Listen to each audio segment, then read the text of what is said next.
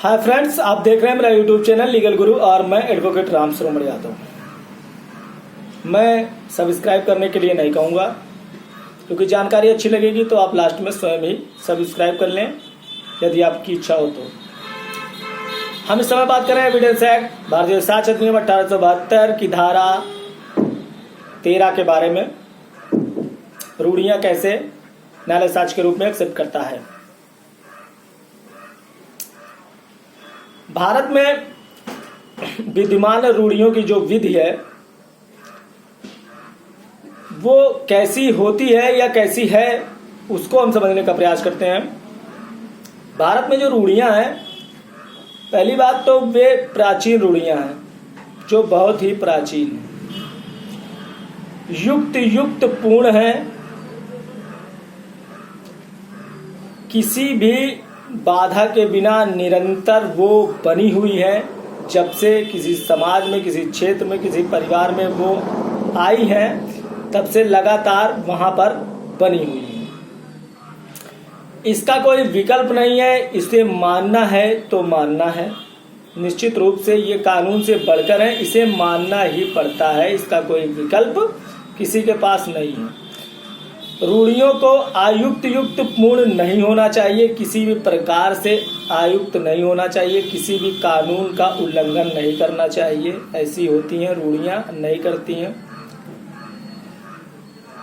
इसका शांतिपूर्ण से, खुले तौर पे, आवश्यक रूप से लगातार प्रयोग होता आ रहा है। ये युक्त इस प्रकार हैं कि इन्होंने कभी भी मौलिक अधिकार का विरोध नहीं किया है।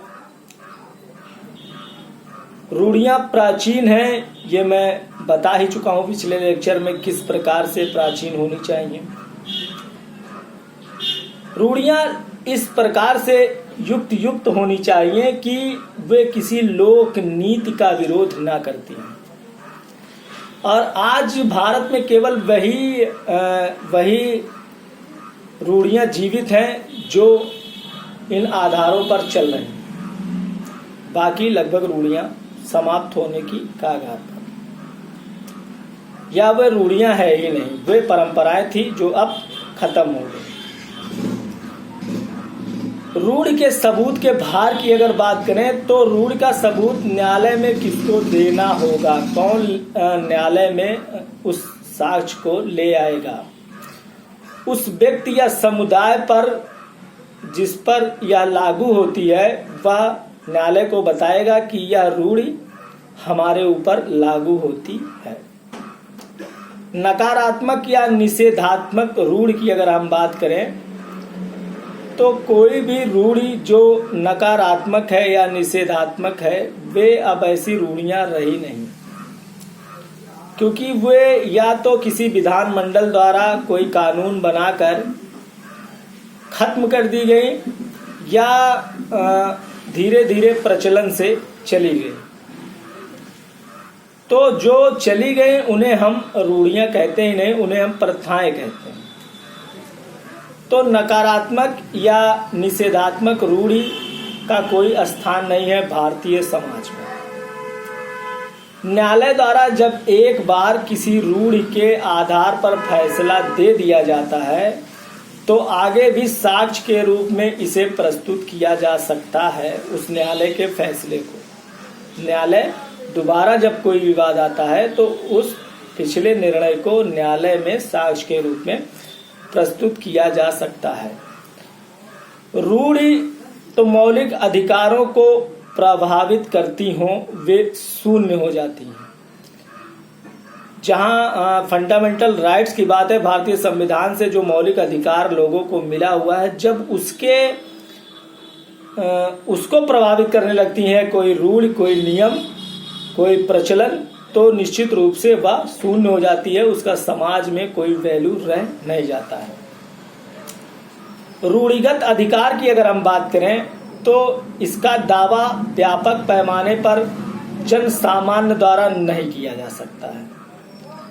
जैसे इसको हम इस प्रकार से समझते हैं कि किसी रूढ़, मान लीजिए किसी गांव में कोई परंपरा है, तो किसी दूसरे गांव का या किसी तीसरे जिले का आदमी यह नहीं कह सकता कि हमारे रिश्तेदारी में या हमारे जानने में अमुक गांव में ये प्रथा है, इसलिए मैंने ये काम किया और ये अपराध घटित हो गया। वो आदमी उसका बहाना नहीं ले सकता है। तो इस प्रकार रूढ़ियों का जो अधिकार है उसका दावा केवल वही लोग कर सकते हैं जो उन रूढ़ियों से बंधे हुए, जो रूढ़ियों का पालन कर रहे हैं, जो रूढ़ियों के साथ लगे हुए हैं। केवल वही व्यक्ति एक विशेष परिवार, विशेष क्षेत्र, विशेष गांव ही उन रूढ़ियों का बचाव ले सकता है। और अन्यथा की दृष्टि में रूढ़ियों का बचाव का अधिकार सबके पास या जन सामान्य के पास यह अधिकार नहीं है।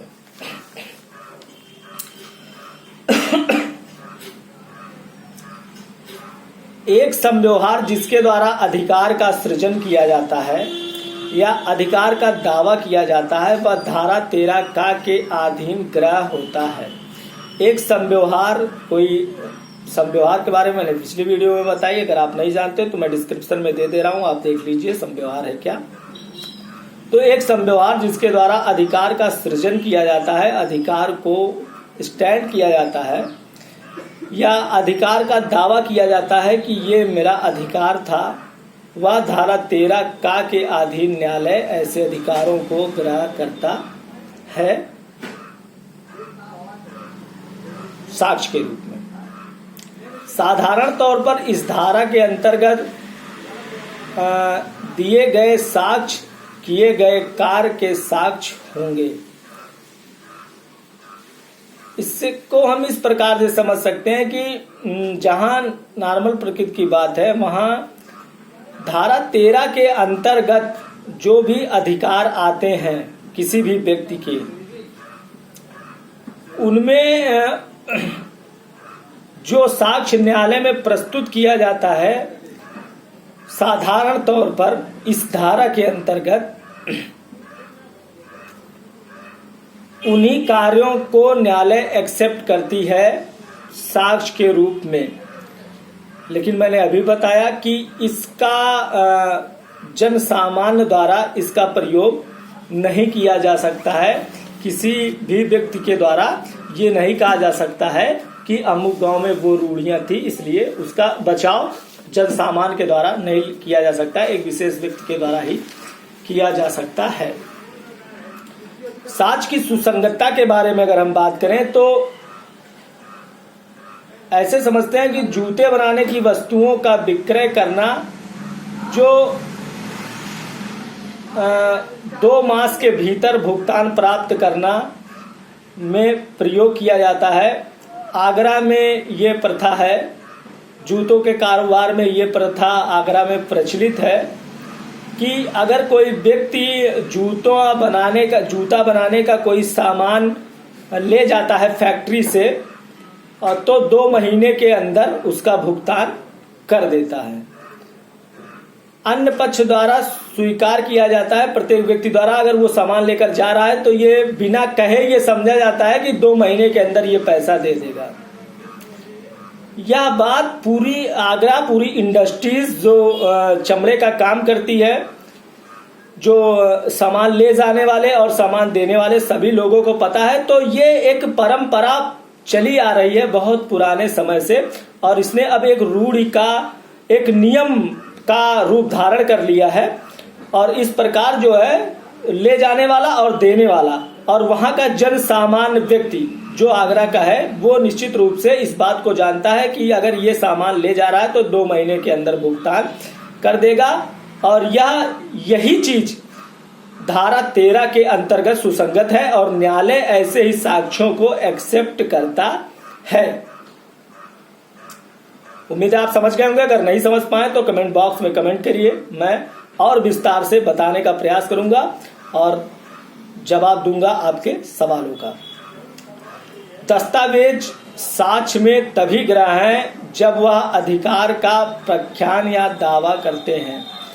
कोई भी दस्तावेज हो जब वो वादी के अधिकार के बारे में बात करता है, ये जाहिर करता है कि दस्तावेज की हाँ या दस्तावेज से किसी का अधिकार प्रकट होता है, तो उन्हीं अधिकार के दावे को, तभी उस दस्तावेज को अधिकार के दावे के लिए प्रयोग किया जा सकता है।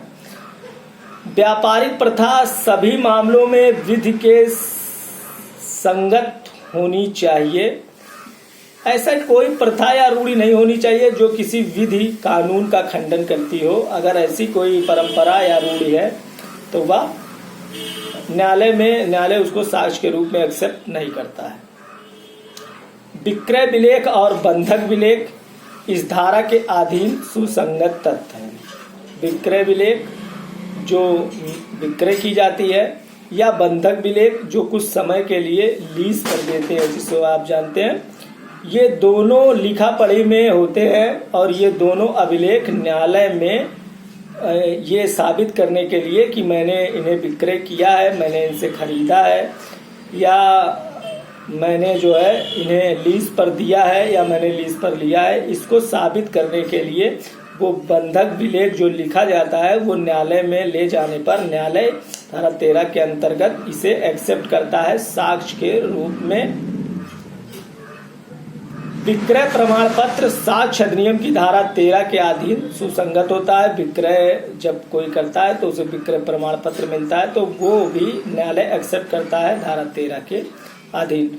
मानचित्र में प्रविष्टियों तथा सर्वेक्षण द्वारा दाखिल की गई पुस्तिका बही भी सुसंगत है। मानचित्र में जो दर्शाया गया है वो भी न्यायालय एक्सेप्ट करता है साक्ष्य के रूप में, या सर्वेक्षण के द्वारा बाद में किसी नक्शे को पुष्टिकृत किया गया है या सर्वेक्षण किया गया है किसी नक्शे का, तो उसे बाद में दर्शाया गया है और ये पुस्तिका एक बही लगाई गई कि हाँ बाद में इसका जो है संशोधन इसमें किया गया है, तो इसे इस प्रपत्रों को भी न्यायालय सुसंगत मानता है और इस धारा के अंतर्गत एक्सेप्ट करता है। सरकार द्वारा निर्मित किए गए मानचित्र जो हैं उन्हें भी न्यायालय धारा 13 के अंतर्गत एक्सेप्ट करता है, ये सुसंगत है। बंटवारा संबंधी कागजात अगर हों तो वो भी सुसंगत है और न्यायालय धारा 13 के अंतर्गत एक्सेप्ट करता है। बंटवारा जो होता है, पट्टा संबंधी जो अभिलेख होते हैं ये भी सुसंगत है और न्यायालय इन्हें साक्ष्य के रूप में ग्रहण करता है धारा 13 के अंतर्गत। तो इसी के साथ हमारी धारा 13 समाप्त होती है। मिलते हैं धारा 14 में, जो बहुत ही अच्छी धारा है और बहुत महत्व रखती है एविडेंस एक्ट में, और इसको समझने में बहुत ही आनंद आएगा। इसको हमें पढ़ने में, जानने में बहुत ही आनंद आने वाला है, क्योंकि धारा 14 बात करती है मन या शरीर की दशा या शरीर संवेदना का अस्तित्व दर्शित करने वाले तत्वों के बारे में। कोई ऐसा तत्व जो मन या शरीर की दशा को निर्धारित करता है, शारीरिक संवेदना को प्रदर्शित करता है, ऐसे तत्वों को न्यायालय कैसे एक्सेप्ट करता है, हम इसे अगली धारा में जानेंगे। तब तक के लिए मुझे इजाजत दीजिए, बने रहिए मेरे साथ। जय हिंद।